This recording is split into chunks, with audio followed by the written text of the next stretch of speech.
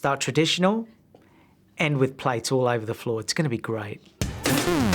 He's just welcomed a new baby. He's got a wedding to plan, but somehow he's still got time to work. Yeah, Peter Andre has penned the UK's official soundtrack for upcoming animation film, Mr. Peabody and Sherman. Part of the job is promoting the movie, but with a newborn baby in the house, he's relying on lots of caffeine. I am shattered. Do you know what? Coffee machines, espressos, that's what it's all about.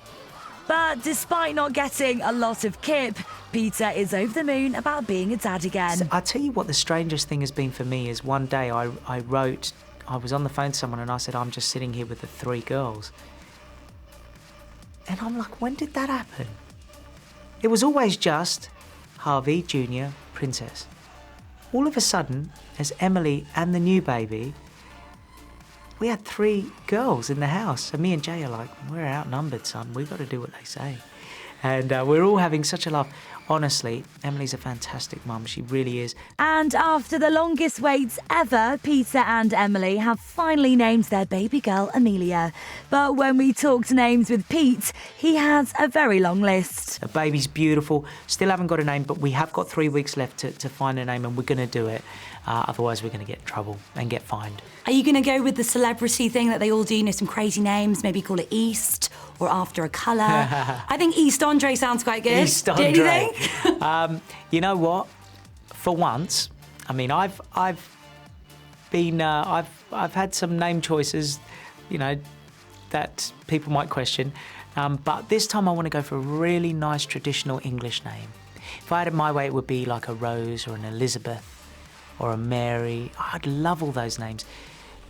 Amelia, even though it is English, but it's not traditional English, if you know what I mean. But those sorts of names I love. Alexandra.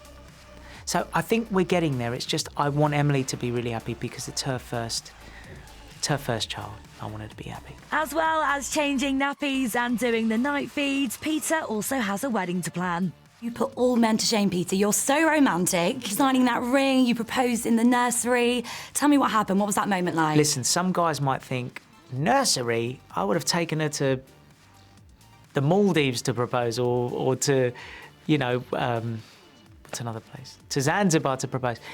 I know her so well, and I know how she wanted it, and she didn't want it to be predictable. And that nursery is her favourite room in the whole house. And she spent so long getting it ready. That was the place. Peter spent 6 weeks designing the rock. Yeah, he really is like the most perfect man ever. In the summer, we were in Australia. Australia's winter, summer here. And we went past a beautiful poster of a ring. It's a very 1920s classic ring, which is like what's in The Great Gatsby. And she said, oh my God, I love that. And I said, really? Like, don't you think it's a bit old fashioned? She said, oh my God, that's the ultimate ring. She walked off and I took a picture of it. And then, so I've learnt my lesson. I've got to listen to what they say and then just sort of plan around it. And surely there has to be a Vegas stag do. Hangover? I don't know. Oh, go on, Peter. You know you want to.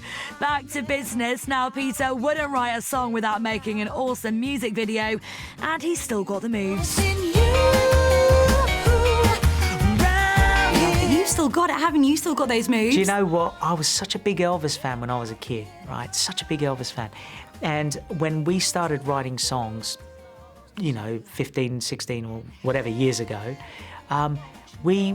they were always kind of programmed pop songs because that's what we thought worked.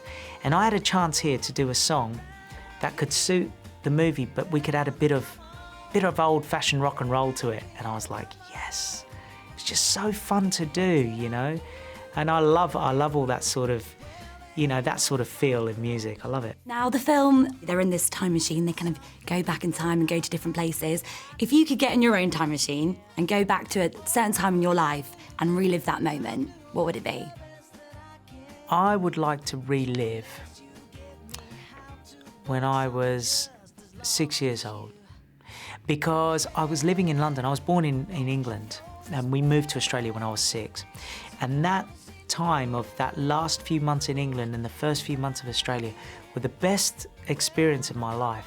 It was a big transition, but it was like going from a rainy place to paradise, but all my friends were here. So I had the joy of the sunshine and the beach, but I had no friends, and it was sort of like this weird time. But that was a real good growing time. And I remember that feeling of being excited about going to a seaside country and it was going to be amazing. And it was. No matter how far away I might seem. Bye, Mr. Peabody! Mr. Peabody and Sherman hits UK cinemas on the 7th of February. Play. Oh my. DreamWorks, Mr. Peabody and Sherman. Mr. Peabody!